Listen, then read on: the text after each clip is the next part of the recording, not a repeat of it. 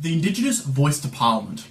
If you're in Australia, you've almost certainly heard of it. And if you haven't, well, make sure you're enrolled to vote, because you'll be doing that on the 14th. Anyway, with one of the main slogans of the No campaign being "Don't know, vote no," I thought I'd throw my hat into the ring to nip that one in the bud.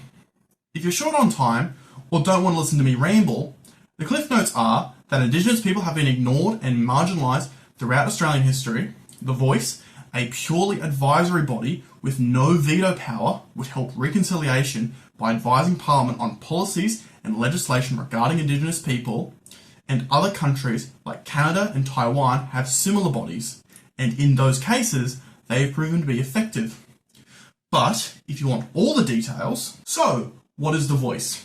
Well, when we vote, we'll be asked if we approve a proposed law to alter the Constitution to recognise the First Peoples of Australia by establishing an Aboriginal and Torres Strait Islander voice. But, more specifically, we'll be voting if we want to add this paragraph to the Constitution. So let's go over it one by one. First off, there shall be a body to be called the Aboriginal and Torres Strait Islander voice. Pretty simple. This just means it is mandatory and that a future government can't just come along and abolish it. Second, the Aboriginal and Torres Strait Islander voice may make representations to the Parliament and the executive government of the Commonwealth on matters relating to Aboriginal and Torres Strait Islander peoples. This just means the job of the Voice would be to advise Parliament on policy that affects Indigenous people. And thirdly, the Parliament shall, subject to this Constitution, have power to make laws with respect to matters relating to the Aboriginal and Torres Strait Islander voice, including its composition, functions, powers, and procedures.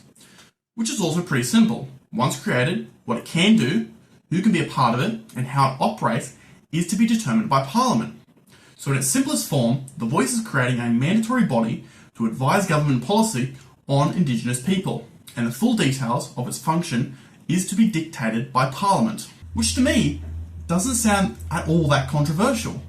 It's effectively just mandating that if the government is going to legislate a policy on Indigenous people, it has to listen. It is important to note that the Voice will not have veto power. If the Voice and Parliament disagree, the Parliament overrules the Voice. Well, why the Voice then? Why don't other groups get their own voice? Well, that's a fair point, but Indigenous people have unique circumstances, namely that they've been systematically targeted and ignored by policymakers for over 200 years.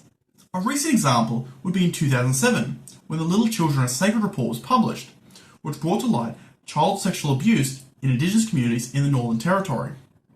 This set forth the Northern Territory Emergency Response by the Howard government, better known as just the intervention. So, the Howard government, knowing about the issue, and the report itself stating that a local approach should be taken to tackle this issue, recommending that the government should work with affected communities to solve the problem.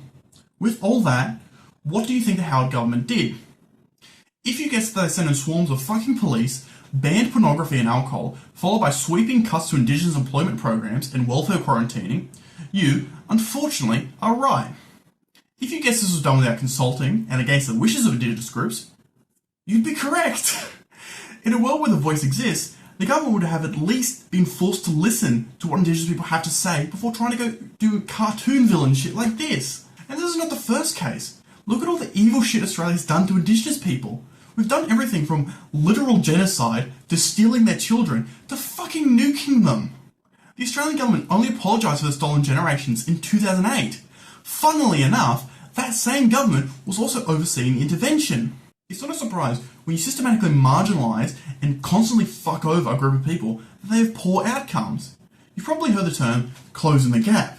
And the reason we have it, and why governments focus on it, is because there is a gap. The rate of childhood mortality for Indigenous people is double that of non-Indigenous people. The employment rate for Indigenous people is only 49%, while for non-Indigenous people is 75%.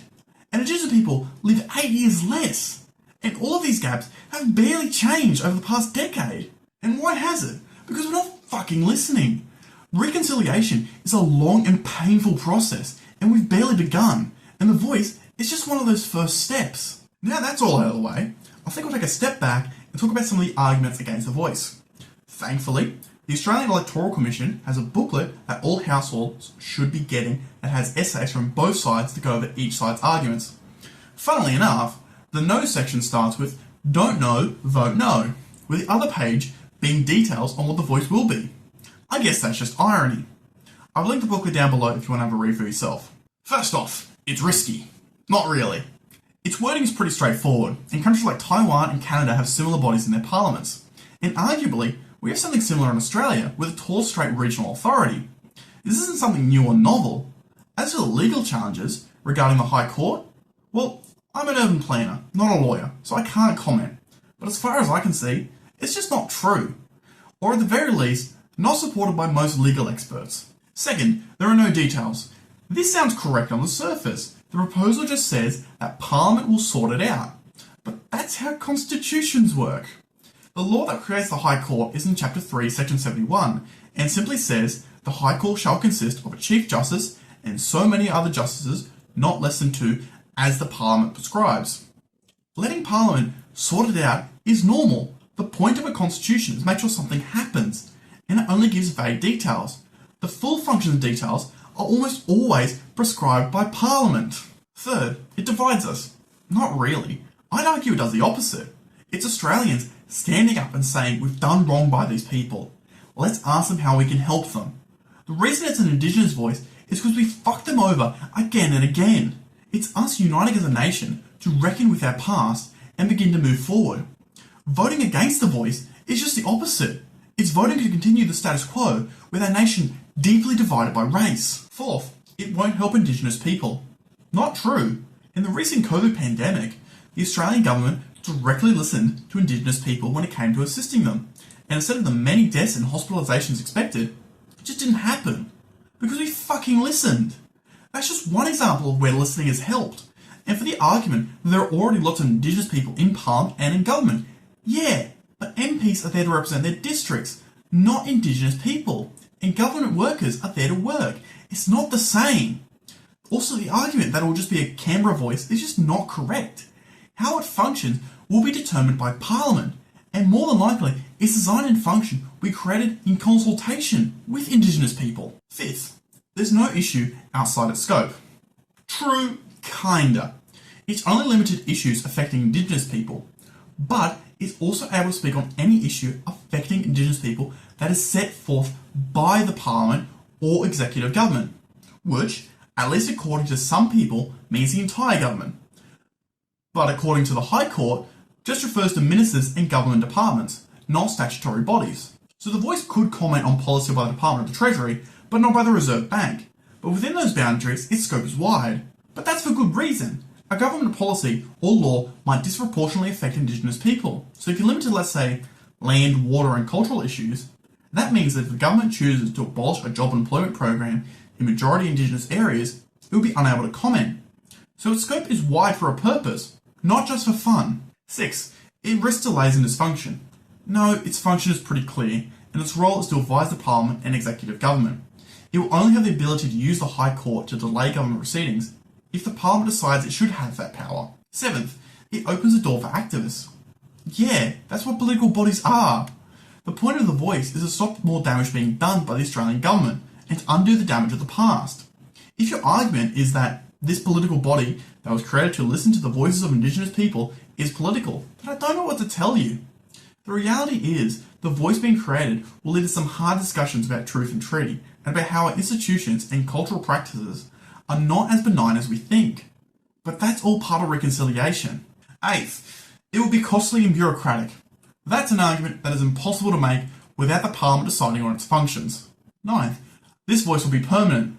Yeah, that's the purpose, is so a government can't later come along and tell Indigenous people to fuck off, because they're known to do that. 10th, there are better ways forward.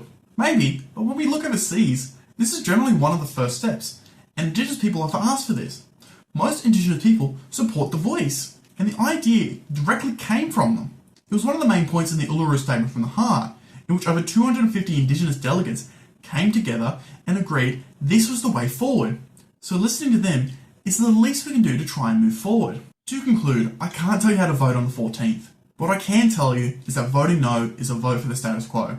If you vote no, nothing will change. But if you vote yes, we're finally able to move forward as one nation, not divided by race. We are a nation that has done so many great things. We've also done some horrific crimes against humanity. If you want to right our wrongs, we need a voice to be able to tell us how to move forward. And that's what this referendum is about.